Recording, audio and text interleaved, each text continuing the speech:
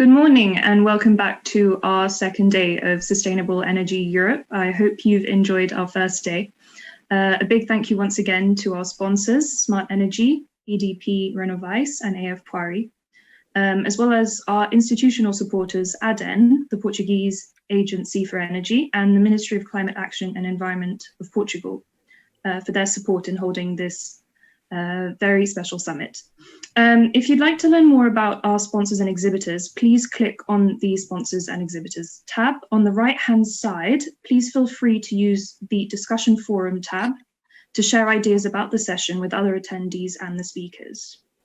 A brief reminder also that if you wish to take notes, you can do so by using the My Session Notes tab on the right-hand side of the screen.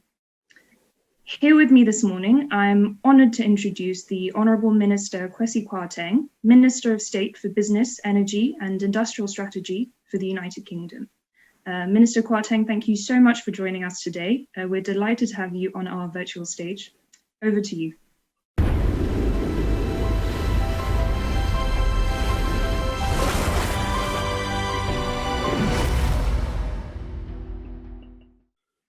Thank you so much. And of course, I'm delighted and consider it a great honor to be addressing you at this very important summit. I think it's wonderful that we can still host these things in such difficult times. Today, like many other countries, the UK is facing critical choices on how best we can help our economy recover from COVID-19. And of course, in this a difficult situation, there are lots of ideas that are being offered, lots of discussion and lots of debate. In my view, the best way forward economically and in terms of trying to create a sustainable global environment is through investing in net zero. We here in the UK are committed to reaching net zero by 2050. And so far, I believe that we have made some good progress in this direction. We've reduced our emissions by over 40% since 1990, while growing the economy by 75% in that period. The crucial thing, I think, as far as our COVID recovery is concerned, is this very fact that we've grown the economy by 75% at the over the very period in which we were reducing emissions.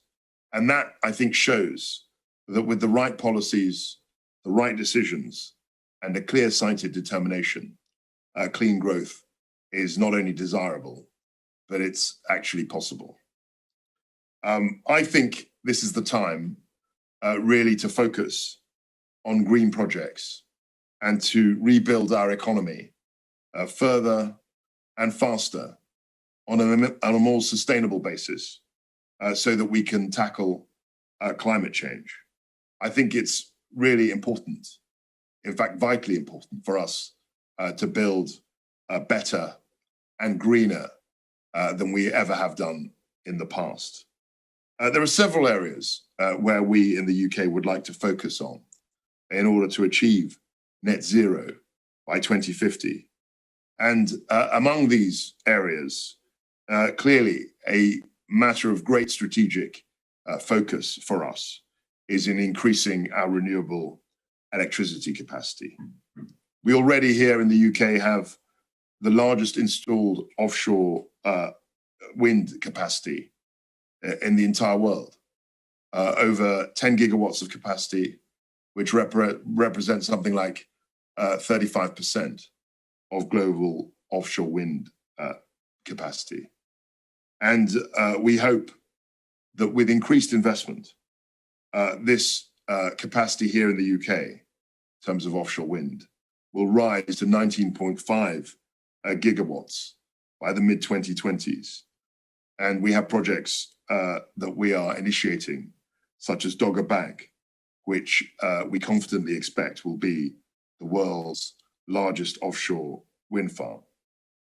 When fully operational, Dogger Bank will be able to power 4.5 million homes here in the UK. But this isn't the limit of our ambition in this space.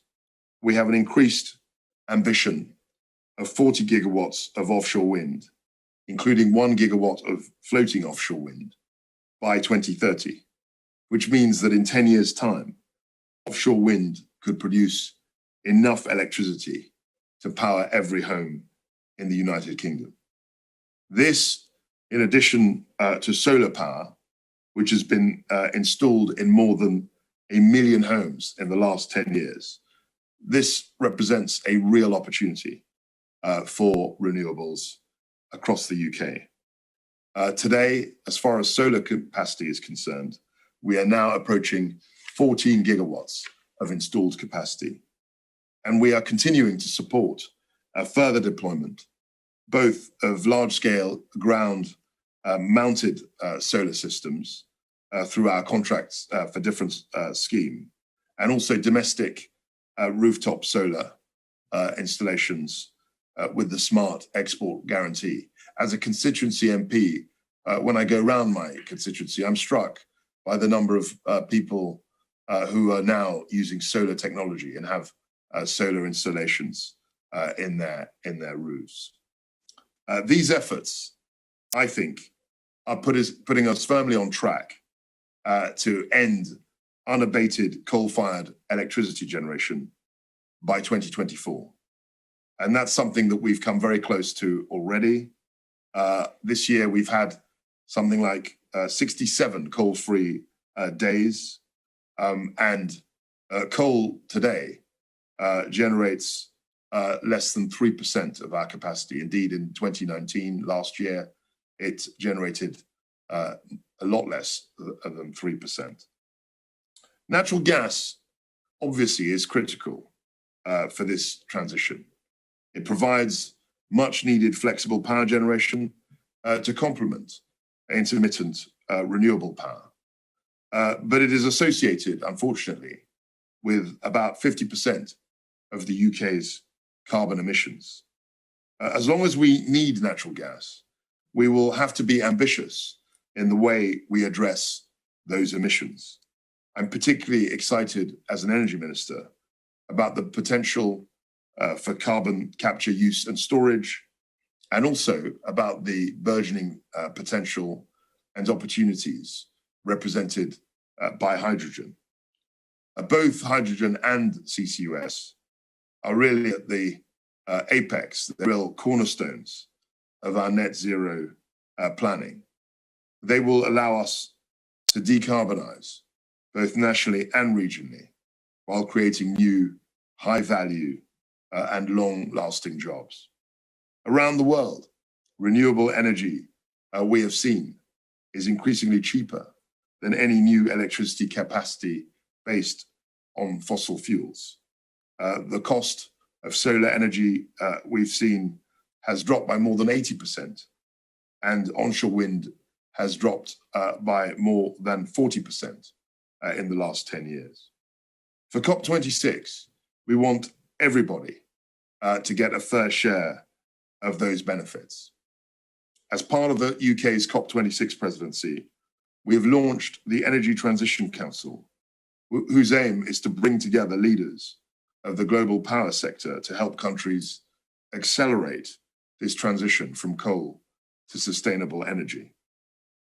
Throughout this period, we have managed, through the Powering Past Coal Alliance, to really provide a platform of leadership in ensuring that we make the transition from coal to more sustainable sources of power effective. In the PPCA today, we have 34 country members and 44 organizations that have already come together. And we hope confidently to build upon this. We're already working with European partners such as Germany, Poland, and the Czech Republic to support their own transitions. And it's not just ideas and ambitions that we're sharing. There is also physical infrastructure. There are interconnectors between the United Kingdom and its neighbors that represent a physical a symbol of international cooperation on this crucially important issue of decarbonisation. And these interconnectors allow us to move clean electricity around the continent of Europe, from where power sources such as wind can be derived power for here in the UK. The UK currently has 6 gigawatts of operational interconnectors, including the recently constructed IFA2 to France. And it was a real pleasure for me to be present at the opening of that interconnector only a few weeks ago. In this space, as far as interconnectors are concerned, we have several more projects in the pipeline with interconnectors to Denmark and Norway being under construction.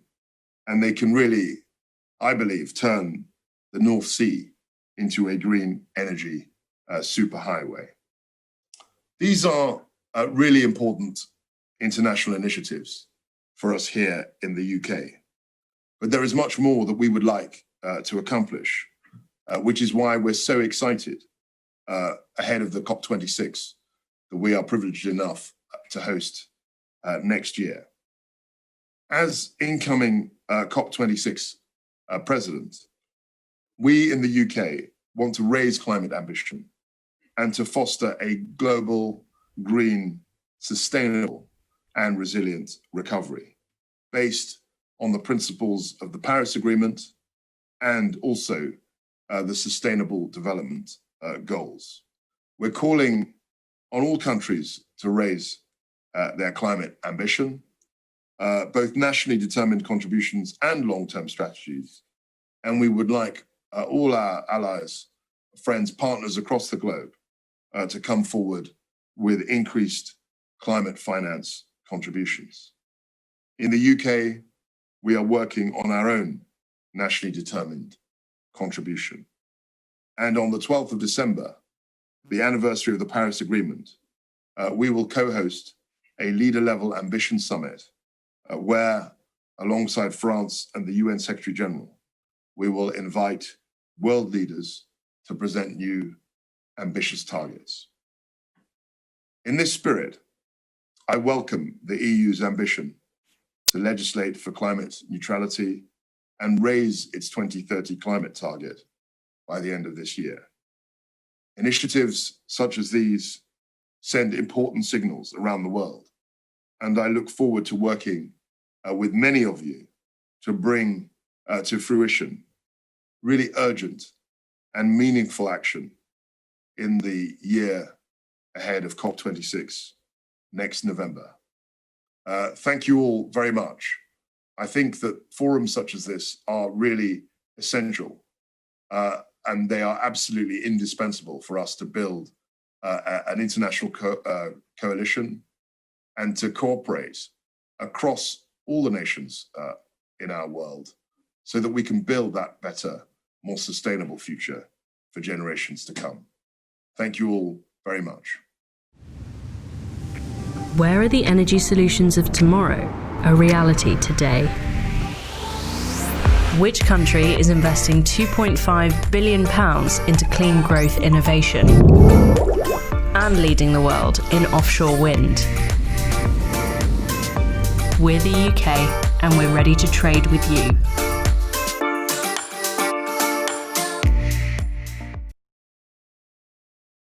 Thank you very much, Minister Kwarteng, for those ambitious plans and for sharing some hope with us during these times. We have a few questions for you.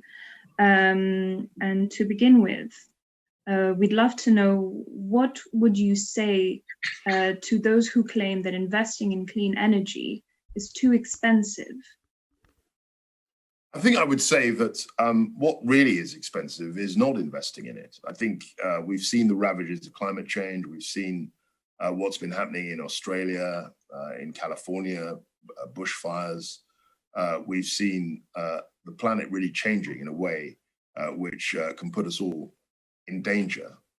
And I would suggest that not investing actually in sustainable economic development poses the real risk. Absolutely. And how is the UK demonstrating leadership, distinctive leadership to foster a global green recovery? I think the most essential thing that we did, and this happened last summer, was pass through Parliament, and I was privileged enough to vote in that legislation. We passed a legal bill, an act of Parliament, essentially enshrining the net zero 2050 target in law. It is part of the law of this country that we should reach net zero carbon emissions by 2050. That showed real leadership, and it was striking to me, it's been striking this year, to see both China set its own net zero target publicly for 2060, Japan for 2050, and also South Korea make a public declaration in this respect. So I think that the UK showed leadership by passing that legislation. I also think that we're showing leadership in initiatives that we've announced here in the UK, such as the Green Homes Grant, which is a grant for citizens, people in our country to upgrade their homes, make them more energy efficient.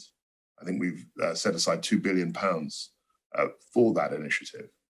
And ahead of COP26, we are trying to bring people together, trying to bring nations together to come up with more ambitious, nationally determined contributions, as I suggested in my opening remarks. I think in the UK, we are showing a great deal of leadership in this area, and it's something which we are proud of, and we want to work even more closely with our friends, allies, partners across the world to drive this agenda forward. Okay. And what are your top priorities in the run-up to COP26? We've got an ambitious array of projects. I'm very interested in how we can actually generate, initiate the hydrogen revolution. I think it will be a revolution. I think hydrogen represents a huge opportunity, and we've got our own strategy coming out at the beginning of next year, I think in the first quarter. I'm very, very interested in engaging in forums such as this internationally with international partners and friends, and in such initiatives such as the Powering Past Coal Alliance, which is bringing countries together to help transition away from coal. And another issue where I think will be very important is in carbon capture, because the net zero target is a net target. We have to have some way of capturing carbon emissions, and carbon capture, usage and storage, I think, is a great potential technology that will be essential for us if we are to meet the net zero target in 2050. So those are just some of the areas which I'm particularly focused on as Energy Minister in the coming year. Finally, you touched on some wind power ambitions for 2030. What specific investment will the UK government put towards expanding wind power capacity? So you probably will know that we have an auction process. So the government has set up the parameters of the auction, but the people who bid into the auction are very much private investors. They're people who have expertise in this area. And so in terms of the the 40 gigawatt ambition, that will be delivered by the private sector. And I've always said as Energy Minister that there's no government in the world that can afford to spend its way to net zero. It has to be a dialogue between government and the private sector. And that's something I think with regard to offshore wind that we've successfully managed to negotiate. We've successfully instigated the auction process, the contract for difference process. And it's really through that mechanism that we've stimulated private sector investment, without which we would not have been able to have the capacity in offshore wind that we've reached. Thank you very much, Minister Kwarteng, for sharing these insights with us. To our participants, if you'd like to find out more, you can visit the department's booth in the virtual exhibition area, and I will see you shortly. Thank you.